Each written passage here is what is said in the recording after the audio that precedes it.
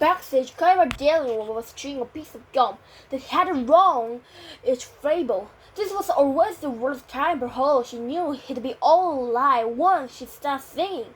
Then she would disappear into the music. The backstage area was filled with people, half of whom she didn't recognize. Besides all the people working the tower, they were called company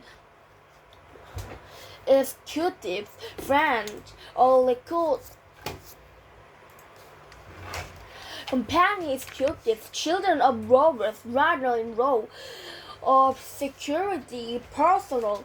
Every once in a while, someone managed to slip past the door with and ask for her autograph.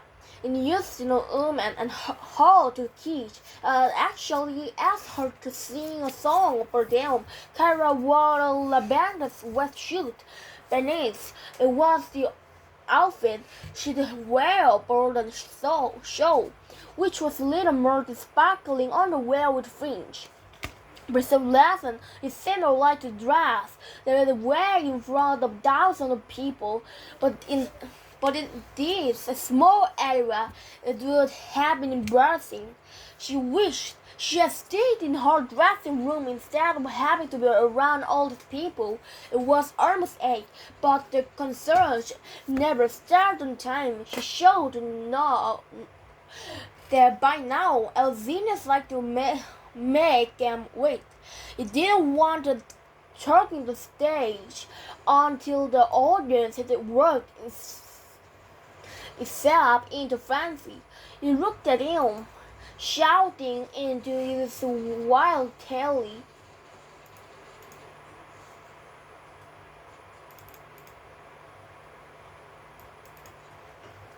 Word turkey. She picked the person on the other end next to him. Her mother was drinking from one of those horrible plastic souvenir cups with a picture on it.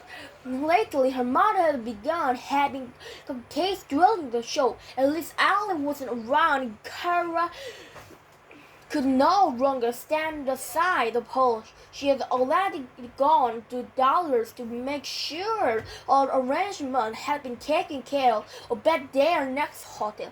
Kara wondered if her mother suspected there was something going on between Jerome and Alan. Maybe it was the last part of cocktails, but cocktails. A local DJ was on stage now, filling up the crowd. Is everyone ready? Yeah. Yes, Jeannie shouted at the top of her lungs, but even Arpit sitting right next to her couldn't hear or for the crowd. Are you sure? Yes, Jeannie shouted. Because Cara Dillon will be standing on this bad spot in just 5 minutes. Because aren't people chewing his fingernails?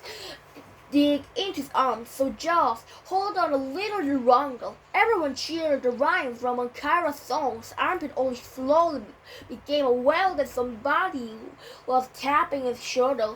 He turned to see a security guard.